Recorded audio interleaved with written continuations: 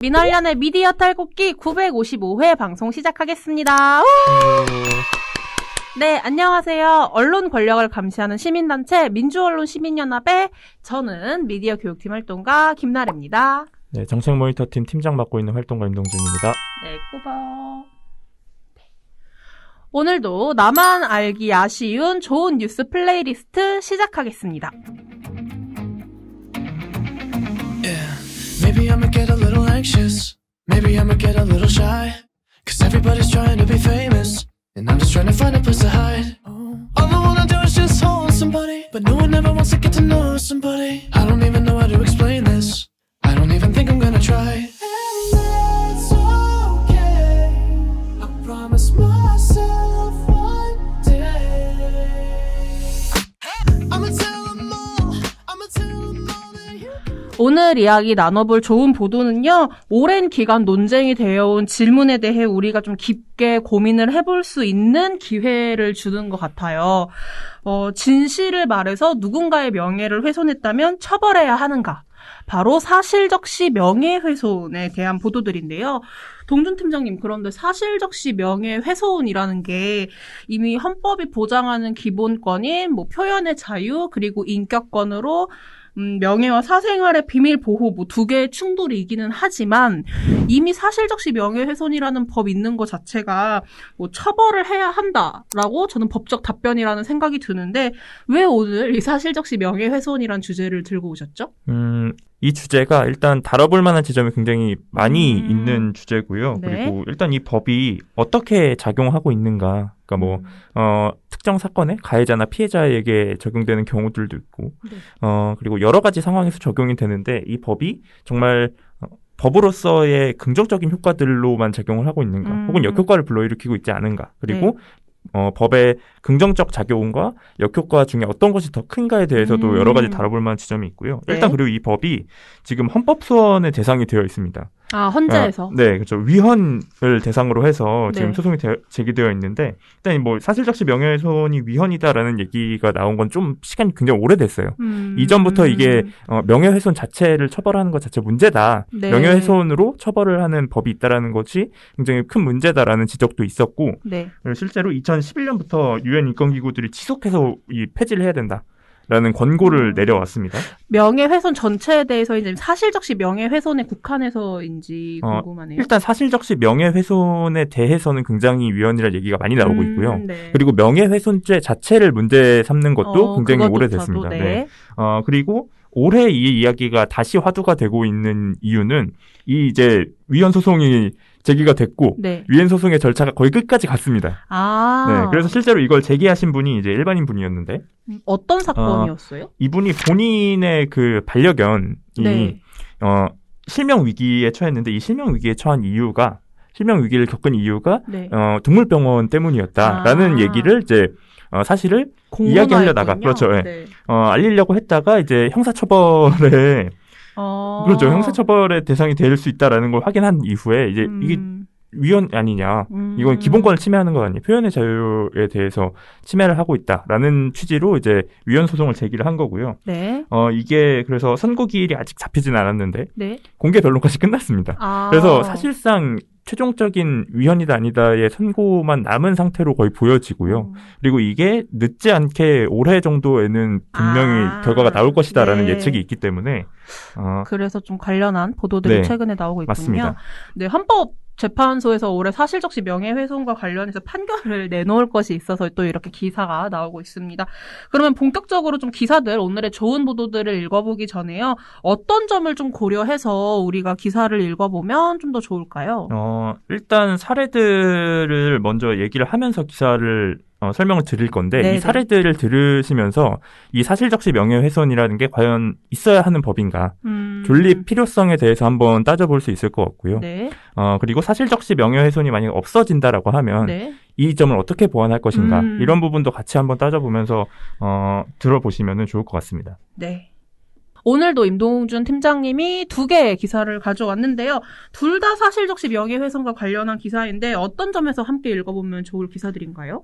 네. 제가 일단 오늘 가지고 온 기사는 첫 번째로 셜록의 진실 유포죄를 고발합니다라는 기사 시리즈 기사고요. 네. 그리고 두 번째는 한겨레 21에 사실적시 명예훼손의 운명은이라는 이제 표지 기사였어요. 이야기군요. 네. 네. 이 두 가지를 가지고 왔는데 이 두 가지 중에서 셜록의 보도 같은 경우는 사실적시 명예훼손이 가지는 문제점 네. 이런 부분들을 좀 더 집중해서 보여준 보도였고 네. 한겨레 21 같은 경우는 그 점과 함께 사실적시 명예훼손이 어떤 부분에서 역할을 하고 있고 이게 폐지된다라고 하면은 어떤 점을 보완해야 하는지 네. 제도적인 부분까지 같이 짚은 기사입니다. 둘 다 좋은 기사일 것 같은데 사실적시 명예훼손으로 피해를 입은 뭐 우리 주변 사람들의 이야기가 많이 실렸다고 하니 사례를 좀 짚어보죠.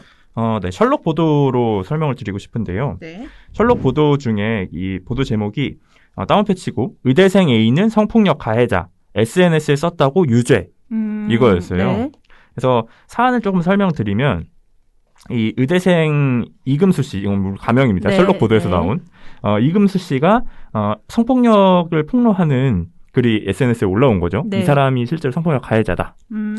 이런 글이 SNS에 폭로가 됐는데 이 폭로를 한 사람이 알고 보니 이금수 씨의 지인이었던 거예요. 근데 이 지인이 어떤 지인이었냐면 이금수 씨의 성폭력 사실을 알게 된 이후에 이 사람이 사과문을 게재하고 이런 행동들을 지원을 해줬던 지인이에요. 그러니까 의대생 이금수 씨, 가명 이금수 씨가 성폭력을 했을 때 본인이 뭔가 이제 공론화가 돼서 뭐 사과문 같은 거를 쓰고 할 때 어떻게 쓰는 게 좋겠다라든지 이러한 좀 도움을 줬던 친구라는 말씀이신 거죠? 맞습니다. 근데 이 도움을 줬던 지인이 네. 이금수 씨가 사과문을 올린 뒤에 네. 태도를 바꾼 거죠. 어떻게 바꾸죠? 사과문을 삭제하거나 반성하지 않는 태도를 보이거나 이런 태도를 보이니까 네. 이제 그 점에 분노를 해서 본인의 잘못을 인정하지 않고 있고 사과문도 막 삭제를 하고 이러니까 SNS에 폭로를 한 겁니다. 네. 이 사람이 이 의대생 이금수가 성폭력 가해자다 게시글을 올리게 된 거죠. 네. 근데 이 내용으로 이 지인이었던 이 A씨가 고소를 당하게 됩니다. 어떤 내용으로 처음에 고소를 당했냐면 허위적시 명예훼손 혐의로 고소를 당했어요. 근데 사과문까지 올렸을 정도면 그게 허위는 아닐 것 같은데. 그렇죠. 그래서 이게 1심에서는 무죄 판결을 받습니다. 왜냐하면 이 법원이 이제 허위인지 사실인지 여부는 검찰이 증명을 해내야 된다라는 건데 이게 허위인지 증명을 못 해냈다라는 거죠. 네. 그래서 결론적으로는 이 적시한 사실이 허위라고 인정이 부족하다라고 해서 1심에서 무죄를 받았어요. 네. 근데 2심으로 이 검찰이 또 가게 된 거죠. 증거를 좀 그렇죠. 가져왔나요? 2심에서 공소장을 변경합니다.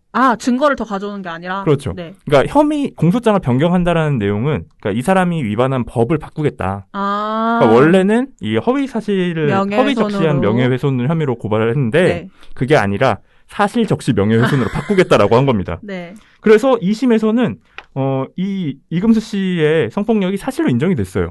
사실 적시 명예훼손으로 네. 2심에서 공소장이 변경이 됐잖아요. 네. 그래서 이분이 사실 적시 명예훼손으로 2심에서 벌금형을 받습니다. 유죄를 받았다라는 맞습니다. 말이네요. 벌금형 100만 원에 집행유예 1년을 받았어요. 네. 그래서 이런 식으로 사실 적시 명예훼손이라는 게 네. 일종의 그 가해자들이 피해자들의 입을 다물게 하는 용도로 쓰일 위험성이 있다라는 걸 이제 비판받고 있는 거고요. 네. 왜냐하면 이 사실 적시 명예훼손이 적용되지 않기 위해서는 이 고발을 당한 당사자가 네. 이걸 밝혀야 되는 거. 내가 얘기한 것들이 얼마나 공익성을 그렇죠. 갖고 있는지. 네, 공익성을 갖고 있고 명예를 훼손할 의도가 없었다라는 걸 입증을 해내야지만 이게 유죄가 아닌 경우로 판결이 되거든요. 그래서 단순히 내가 진실을 알렸는데도 그러니까 이 사람이 성폭력 범죄를 저질렀다라는 진실을 알렸는데도 이게 처음에는 허위 적시 명예훼손으로 걸렸다가 두 번째는 사실 적시 명예훼손으로 바뀌어가면서 검찰이 이렇게 일종의 기소의 공소장을 기소항목 바꿔가면서 이런 식으로 쓰고 있다라는 거고요. 뭐 얘기를 듣다 보니까 전 첫 번째로 공익성을 입증하기가 굉장히 좀 어려울 수 있겠다라는 생각이 드는데 뭐 이것뿐만 아니라 좀 더 사례가 많다고 들어서 더 이야기해 주실 게 있을까요? 하나 더 말씀을 드리자면은 네. 이것도 마찬가지로 셜록 보도인데요. 보도 네. 제목이 다운패치고 임플란트 빠져 음식 못 먹어 사실 말했다고 벌금형 이 얘기였어요. 이 얘기 같은 경우는 임플란트 피해자의 사연이었는데 의료사고 피해자. 맞습니다. 네. 그래서 이 피해자가 실제로 임플란트를 굉장히 많이 했습니다. 이 기사에도 나오지만 정말 그 치아를 거의 있는 치아를 거의 다 바꾼 것 정도의 수준으로 네. 10개가 넘는 임플란트를 했다라고 확인이 됐고 네. 이 기사에도 등장을 하는데요. 네. 근데 문제가 이 임플란트 같은 경우에는 이제 밑에 쇠 같은 이 지지대가 맞아요, 들어가고 맞아요. 그 네. 위에 보철물, 치아 형태의 보철물이 올라가는데 네. 그 중에서 몇 개의 임플란트가 보철물이 빠지게 된 겁니다. 네. 그러니까 임플란트 제대로 시술이 되지 않은 거죠. 그렇죠. 그리고 시술을 받은 이후에 부정교합이라고 하는 치아가 서로 맞물리지 않는 네네. 이 부작용까지 발생을 하면서 그러니까 시술이 완전 잘못된 네. 케이스가 나온 거죠. 그래서 이분이 실제로 이 시술 잘못됐다라고 해서 1인 시위를 벌이셨어요. 병원 그 앞에서. 회사 앞에서. 네. 치과 앞에서. 네, 맞습니다. 그래서 이렇게 시술이 잘못됐고 그리고 시술 비용도 네. 굉장히 큰 금액을 요구를 했는데 이렇게 엉터리로 시술이 됐으니 나는 다 낼 수 없다라고 해서 이분이 일부 비용만 내고 네, 일부 비용이 굉장히 많이 냈더라고요. 맞습니다. 1,800만 원인가 네, 2천만 원을 요구했는데 1,800만 원 이미 내셨어요. 200만 원이 남은 상황이었어요. 200만 원이 남은 상태였는데 이분이 그래서 200만 원 낼 수 없다. 이렇게 시술 잘못됐는데 어떻게 네. 200만 원 다 낼 수 있느냐라고 부당하다라고 해서 내지 않으셨어요. 네. 그다음에 1인 시위를 했는데 병원에서 이 의사가 이분을 또 다시 한번. 네, 명예훼손 혐의로 허위사실적시 명예훼손으로 근데 왜 허위사실 명예훼손이에요, 이번에도? 이 내용이 좀 황당한데요. 그러니까 네. 우리가 흔히 부르는 임플란트라고 하면은 네. 그 겉에 보이는 치아 같은 것, 네. 치아 같은 보철물을 우리가 임플란트라고 부르잖아요. 그쵸? 일반적인 상식에서는. 네. 근데 그건 임플란트가 아니고 크라운이라는 겁니다. 그러니까 보철물이라는 거죠. 그러니까 전문 용어에서 틀렸다? 그렇죠. 그래서 네. 허위사실이다? 그래서 이분이 그 크라운이라고 안 하고 임플란트라고 불렀기 때문에 그게 허위사실이다라는 얘기를 하는 거예요. 네. 근데 이게 정말 말이 안 되는 게 일반인 관점에서 누가 그걸 크라운이라고 부릅니까? 그쵸. 그렇잖아요. 저는 그래서 그런 지점들이 있는데 이렇게 판단한 그 검찰도 그렇고 약간 문제가 좀 있다라는 생각이 들었는데 그래서 이분이 결국엔 허위사실 명예훼손으로 처벌을 받았나요? 아니면 이번에도 뭐 공소장 변경 같은 게 이루어져서 사실적시 명예훼손으로 어떻게 법우 처리를 받은 것인지? 결론을 놓고 보자면은 네. 허위사실적시는 아니고 네. 사실적시 명예훼손으로 또 결론이 한 번. 나왔어요. 네. 그러니까 뭐 공소장 변경 이런 게 아니라 법원의 판단이었는데 이게 사실적시 명예훼손 및 업무방해 혐의는 유죄로 받고요. 허위사실 명예훼손 혐의는 무죄로 받습니다. 그러니까 있었던 사실인데 네. 이 사실이 명예훼손에 해당한다라고 본 거예요, 법원이. 그래서 이분 벌금 50만 원을 선고받으셨거든요.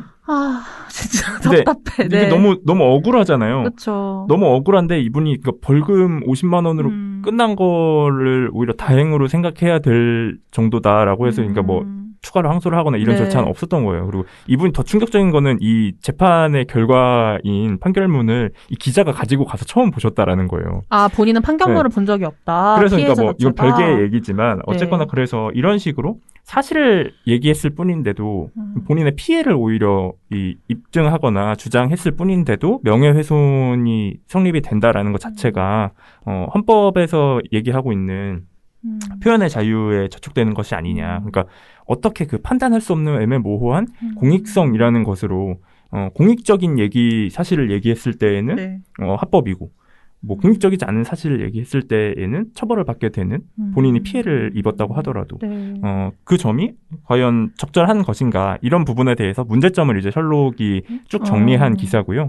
네, 이거는 제가 기사를 제가 이 피해자 분야도 굉장히 울분이 터질 것 같다라고 생각해서 좀 추가 보충하면 지금 동준 팀장님의 노트북으로 함께 기사를 보고 있는데 이분이 하도 이에서 딱딱 부딪히는 소리가 나고 앞에서 말했던 부정교합으로 하도 이에서 새는 소리가 나니까 주변 지인들조차 본인에게 왜 이렇게 이가 자꾸 딱딱거리느냐라고 주변 사람들도 알아챌 정도로 이제 부정교합이 심하게 있었고 그리고 지금 사진을 보여드릴 수 있다면 보여드릴 텐데 성한 이가 남아있는 게 없으셔가지고 네. 씹지를 못해서 다 선식을 넣고 있어요. 얼마나 울분이 터지겠어요. 피해자인데. 그런데도 본인은 이제 사실적시 명예훼손으로 벌금형을 받는 좀 이런 상황이 있다라는 것이고 저희가 오늘 시간상 모든 이제 기사를 소개를 해드리지는 못합니다만 임동준 팀장님이 이 전체 기사들 사례를 봤을 때 되게 많은 사실적시 명예훼손으로 좀 억울하다고 해야 될까요? 그렇게 지금 문제적 상황에 놓인 인물들이 많아요. 뭐 사립학교 이사장의 비위 문제에 대해서 이제 발언을 했다가 또 명예훼손죄로 이제 부당하게 뭔가 처벌을 받은 뭐 피해자 분도 있고 되게 사례가 많은데 이거는 좀 직접 기사들을 통해서 한번 읽어보시면 좋겠다는 생각이고요.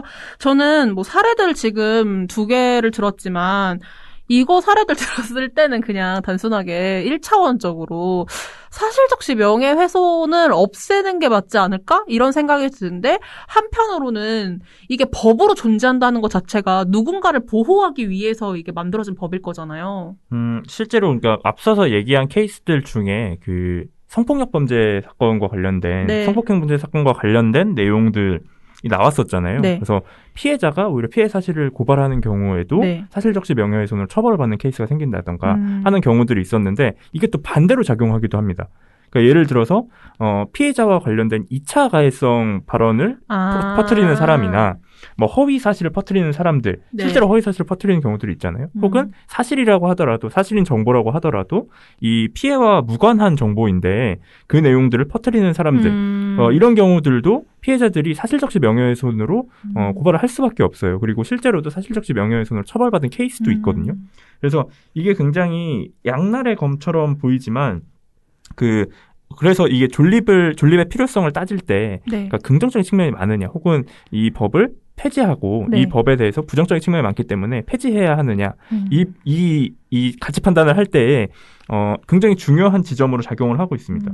그 법을 존립시키고 네. 그 법을 보완할 것인가 아니면 법을 폐지시키고 이 부분을 다시 메꿀 것인가 이런 부분들 그리고 또 이것뿐만 아니라 최근에는 그 허위주적 정보라고 불리는 네. 가짜 뉴스와 관련된 내용들 네. 이런 것들도 이 내용에 포함이 될 수 있는 거거든요. 그래서 만약에 이 법이 단편적으로 폐지가 됐을 때에 그런 내용들 허위 사실이 엄청나게 유포되는 것들을 어떻게 막을 것인가 또 이런 부분에 대한 우려가 되는 지점도 있는 거죠. 그래서 되게 논쟁적으로 이거를 뭐 폐지를 해야 한다 어떻게 해야 한다 되게 말이 많은 것 같아요. 그렇다면은 뭐 지금 우리가 얘기를 나눴다시피 사실적시 명예훼손으로 인한 피해자들에 대한 이야기도 뭐 우리가 굉장히 공감하고 이런 문제점을 알리기에도 좋지만 그렇다면 대안은 무엇이 있을지 뭐 어떻게 우리가 앞으로 어떤 방향으로 나아가야 할지 모색을 하는 좀 기사들의 내용 있을 것 같은데 그것도 얘기해 주실까요? 네, 이게 이제 한겨레 21 기사에서 나왔던 좀 한겨레 21이 셜록 보도와 약간 차별점이 있었던 부분인데요. 네. 한겨레 21 같은 경우는 왜 법이 폐지가 되어야 하는지를 설명하면서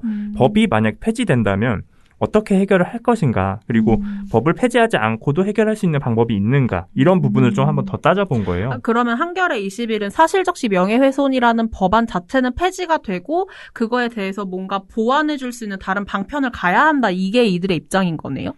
여러 가지를 종합해서 한번 따져본 것 같은데요. 그래서 네. 한겨레 21에서 설명됐던 케이스는 그러니까 앞서서 저희가 성범죄 사건과 관련된 얘기를 많이 했잖아요. 네. 근데 그 이유가 뭐냐면 유엔 여성차별철폐위가 이 폐지를 권고했어요. 이 사실적시 명예훼손을. 근데 이 이전에는 그러니까 맥락이 그 앞에서 말씀드렸지만 표현의 자유의 맥락이었다면은 네. 이게 시간이 흘러가면서 이 사실적시 명예훼손이라는 내용이 이 여성들의 성폭력 피해를 네. 고발하는 것을 제한하고 있다라는 지점까지 추가가 된 겁니다. 그리고 지금 물론 이 사실적시 명예훼손이 폐지가 된 이후에는 그럼 어떻게 할 것이냐에 대해서도 그쵸, 이야기가 고민을 많잖아요. 해봐야죠. 네. 그래서 한겨레 21이 대안으로 제시했던 거는 사실적시 명예훼손을 폐지하더라도 네. 다른 법안들을 통해서 보호장치를 마련해야 한다라는 거고요. 네. 지금 같은 경우도 성폭력처벌법 내용에 피해자와 관련된 내용들을 유포할 경우에 처벌을 하는 경우들이 있어요. 조항들이 있거든요. 예를 들어서 성폭력 범죄의 수사 재판 담당자는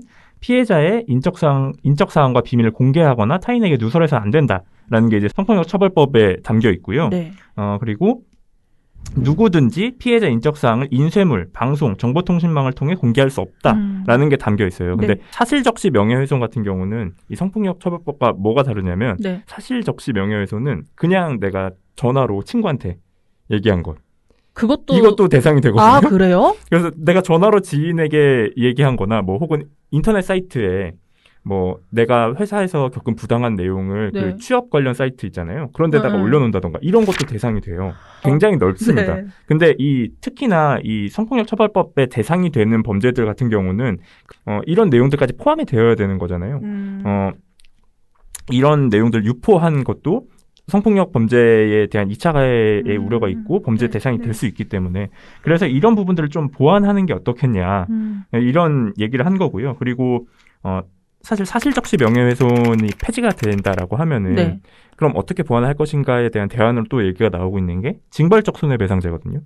그러니까 사실적시 명예훼손에서 우려가 되는 폐지할 때 우려가 되는 지점이 그거잖아요. 악의적으로 허위 사실을 유포하는 케이스들 네. 이런 게 우려가 되다 보니까 그런 경우에는 징벌적 손해배상제의 대상이 될 수 있기 때문에 이렇게 해서 흔히 말하는 민사소송을 활성화시켜서 민사소송에서 네. 이 돈을 더 많이 내게끔 만드는 제도 이런 걸 도입하는 것도 방안이 될 수 있다라는 이야기를 하고 있고요. 네. 그리고 한겨레 21 보도 중에 가장 눈에 띄었던 부분은 이 흔히 말하는 사생활 침해죄를 강화해야 한다. 그러니까 이 단순히 허위 사실이나 사실을 적시한 것이 아니라 사생활을 그 유포하는 내용들에 대해서 처벌을 하는 게 중요한 거기 때문에 지금 같은 경우는 뭐 비밀 침해죄가 있는데 이 내용이 그 굉장히 뭐 광범위하게 있지 않고 특정되어 있거든요. 네. 네, 그래서 지금 있는 현행법에서 비밀 침해죄 같은 경우는 열어볼 수 없도록 비밀 장치를 해둔 문서나 기록, 편지 등을 개봉하거나 기술적 수단을 통해 알아내는 경우 처벌하는 규정이에요. 그러니까 이게 흔히 말하면 그 정말 비밀인 감춰져 있는 막 뭐 금고에 있거나 막 이렇게 네. 장치로 마련돼 있거나 이런 것들만 침해를 한 경우에 처벌을 하게 되는 거고 그리고 이미 다른 나라에서는 개인의 사생활 침해와 관련된 내용으로 법안을 마련해 놓은 케이스들이 있습니다. 그러니까 명예훼손죄 자체를 없애더라도 이 흔히 말하는 우리가 무슨 패치라고 해서 개인의 신상을 SNS에 막 공개하는 뭐 것들이 있었잖아요. 이런 것들, 네. 이런 류의 것들을 방지하기 위해서 사생활을 보호할 수 있는 법안들을 만든 케이스들이 있거든요. 그래서 한겨레 21 같은 경우는 그런 케이스들을 통해서 사실적시 명예훼손을 폐지를 하더라도 이게 위헌이라고 판단이 돼서 법률이 적합하지 않기 때문에 폐지를 한다고 하더라도 다른 법안들을 통해서 보완을 하게 되면 충분히 폐지의 그 충격을 완화할 수 있다. 이렇게 설명을 해준 거죠. 네. 참 어려운 주제인데 되게 논쟁적인 질문이라고 저는 생각했거든요. 앞에서 제가 말씀드렸다시피 시작할 때 진실을 말해 누군가의 명예를 훼손한다면 처벌해야 하는가 이거에 대해서 오늘 잘 다뤄본 셜록과 한겨레 21의 기사를 전해드렸고요. 좀 아쉬운 건 저희가 시간 문제 때문에 굉장히 많은 사례들을 다 이야기해드리지 못한 점이 아쉬워서 꼭 한번 셜록과 한겨레 21에 들어가서 해당 보도들을 좀 살펴봐 주시면 더 좋겠다는 생각입니다. That's just the way I am. That's just the way I am. That's just the way I am. That's just the way I am. That's just the way I am. That's just the way I hate. That's just the way I am. That's just the way I am. Yeah, this is what you wanted. Oh, this is what you wanted. Yeah, this is what you wanted. Oh, this is what you wanted. 네, 오늘도 제가 어김없이 노래를 가지고 왔는데요. 어김없이. 네, 오늘도 찰리 푸스의 노래를 가지고 왔는데 찰리 푸스의 The Way I Am이라는 곡을 가지고 왔습니다. 죄송해요. 영어 잘 못해요. 뭐라고요? 네, 찰리 푸스의 The Way I Am. The Way I Am. 그러니까 말 그대로 사실 이 가사가 그러니까 내가 어떤 사람이다라는 얘기를 하는 건데요. 그러니까 네. 그 모토가 있는 그대로거든요. 나는 있는 그대로 이런 사람이다라는 건데 오늘 한 얘기도 사실 적시 명예훼손이라는 게 있는 그대로의 얘기를 했음에도 처벌을 받게 되는 케이스잖아요. 근데 있는 그대로의 얘기를 한 것이 과연 처벌의 대상이 될 수 있는가 이런 걸 한번 좀 이 얘기했던 기사들을 보면서 사회적으로 좀 공론화를 해봤으면 좋겠다는 생각이 들었어요. 이게 위헌의 대상이다라고 해서 헌법 소원이 되어 있는 상태인데 네. 사실 알려지지 않았잖아요, 많이. 저도 사실 이 기사를 보면서 알았어요. 네, 알게 됐거든요. 물론 이것과 관련해서 뭐 오픈넷이나 네. 관련된 시민단체들이 굉장히 열심히 활동을 했어요. 네. 그래서 이 이슈를 많이 띄운 상태이긴 했는데 네. 그러니까 언론 보도에서 찾아보기엔 굉장히 힘들었거든요. 그래서 이런 내용들을 좀 사회적으로 공론화를 해서 국민들의 의견을 모으고 이 사실적시 명예훼손이 정말 필요한 법인지 따져보고 그리고 세계적인 추세나 이런 것도 비교해 보면서 정말 필요한 법인지 한번 생각해보는 계기가 됐으면 좋겠다. 있는 그대로 말한 것이 과연 처벌의 대상이 되는가에 대해서. 그래서 오늘 이 곡을 한번 골라와 봤습니다. 네, 오늘 이렇게 임동준 팀장님과 함께 사실적시 명예훼손에 관련해서 생각해볼 지점을 만들어주는 기사들을 다뤄봤고요. 올해 헌법재판소에서 결론이 나올 것 같은데 또 이게 늦지 않으면 올해 초에 결론이 나올 것 같다라는 전망이에요. 그래서 과연 어떤 변화가 있을지 굉장히 궁금하고 어떻게 법을 뭐 보완해 나갈 것인지 해법을 모색할 것인지 그 지점도 앞으로 좀 따져봐야 할 것 같습니다. 오늘 방송은 여기서 마무리하고요. 다들 주말 잘 보내시고 월요일에 저희는 다시 돌아오도록 하겠습니다. 미나리 관련된 미디어 탈곡기는 내일도 열심히 털어드리겠습니다. 탈탈탈 안녕. 명예훼손 다시 하겠습니다. 네네 괜찮습니다. 정리가 안 되네요. 잘 말씀하셨어요. 헷갈리기 시작했어요. 네 안녕하세요 김나래입니다. 네, 집에 가고 싶습니다. 나도 집에 갈 거야. 제가 하루에 3번 정도 동준 팀장님 웃기는 게 목표인데 좀 아침에 다 달성을 한 것 같아요. 네네, 기쁩니다.